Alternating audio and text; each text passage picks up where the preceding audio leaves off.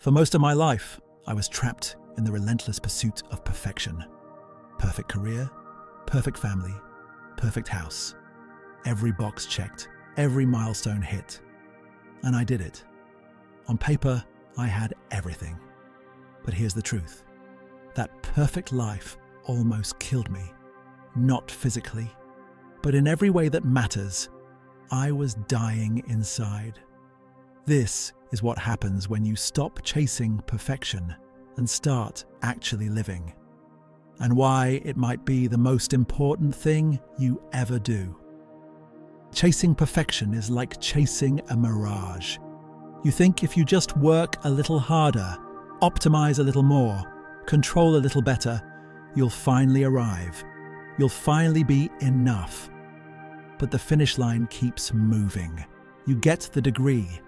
Now you need the better job. You get the job. Now you need the promotion. You get the house. Now it needs to be bigger. You build the family. Now they need to be happier. There's always something missing. Always something more to perfect. And social media, it amplifies this to an unbearable degree. Everyone else looks like they have it figured out. Their lives look effortless, beautiful, complete. So you keep running, keep perfecting, keep trying to close the gap between who you are and who you think you're supposed to be. But here's what no one tells you. That gap, it's not real. The perfect life you're chasing is an abstract concept. It's not a tangible destination. It's a moving target designed to keep you running forever. And the cost? It's brutal. Anxiety, burnout, a constant feeling of inadequacy. You achieve something, and instead of celebrating, you immediately look for what's wrong. What's next? What's missing? You can't enjoy anything because nothing is ever good enough. I spent years in this race. And the worst part? I thought I was winning. I had the career, the stability, the life that looked impressive when you described it at a dinner party. But inside, I was exhausted. Not from working hard, from performing perfectly. Every decision had to be the right one. Every moment had to be optimized. Every version of myself had to be flawless. And eventually, something broke. Not the life. Me. I realized I had built the perfect life, and it was suffocating me. The breaking point came when I asked myself a question I'd been avoiding. If this is what success looks like, why do I feel like I'm dying? I had everything I was supposed to want, but I didn't want it anymore. Or maybe I never wanted it. Maybe I just wanted to want it. Because that's what you're supposed to do.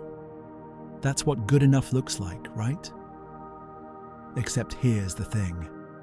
Good enough and flawless aren't the same thing. And I'd spent so long chasing flawless that I'd forgotten what good enough even felt like. Good enough means I did my best, and that's okay. Flawless means my best will never be enough. Good enough means I can rest. Flawless means I can never stop. Good enough means I'm allowed to be human. Flawless means I'm not allowed to exist unless I'm perfect. And perfectionism, it doesn't prevent failure. It prevents living. Because when you're chasing perfect, you can't take risks. You can't make mistakes. You can't try things that might not work. You can't just be. So I did something that terrified me. I let go. I sold everything. I moved my family across the world. I left the stable job. I walked away from the perfect life I'd spent years building. And I started over. Not because I had a plan, not because I knew what came next, but because staying in that perfect life meant never actually living. So what happened when I stopped chasing perfection? The first thing I had to learn was this. The present moment, right now, exactly as it is enough. Not perfect, Not flawless, not optimized, just enough. And that was terrifying at first, because for years I'd been living in the future, always planning, always perfecting, always working towards some imaginary version of myself that would finally be worthy. But the present?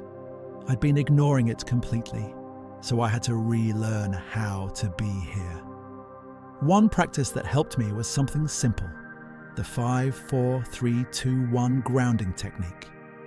When I felt myself spiraling into "this isn't good enough" or "I need to fix this," I'd stop and do this. Name 5 things I could see, 4 things I could touch, 3 things I could hear, 2 things I could smell, 1 thing I could taste. It sounds small, but it brought me back to now, to what was actually here. Not what was missing, not what needed to be perfect, just what was real. And slowly I started to see my life differently. I stopped measuring every moment against some ideal. I stopped asking, "Is this perfect?" and started asking, "Is this real?" And here's what I found. Real is better than perfect. Real means I laugh more, I create more, I breathe more. Real means I make mistakes, I fail, I pivot, I try things that don't work, and it doesn't feel like failure anymore. It feels like living. Because living isn't about getting it right. It's about showing up as yourself, messy, imperfect, human, and being okay with that.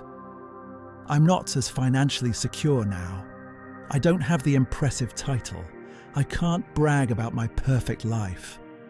But I'm alive. Actually, genuinely alive. And that's worth more than anything I had before. Here's the unexpected part. When I stopped trying to control everything, creativity started flowing. When I stopped needing everything to be perfect, I actually started making things. When I stopped performing, I started connecting with myself, with my work, with the people around me. Letting go of perfection didn't make my life fall apart. It made my life feel like mine for the first time. I'm not saying it's easy. It's not.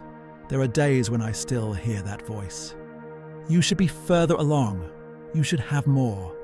You should be better. But now I know that voice is lying. Because the perfect life I was chasing, it doesn't exist. But the real life, the messy, imperfect, beautifully chaotic life, it's here, right now. And the moment you stop perfecting and start living, everything changes. Not because your life suddenly becomes perfect, but because you stop needing it to be. So here's what I want you to know. If you're exhausted from trying to be perfect, you're not failing. You're just human.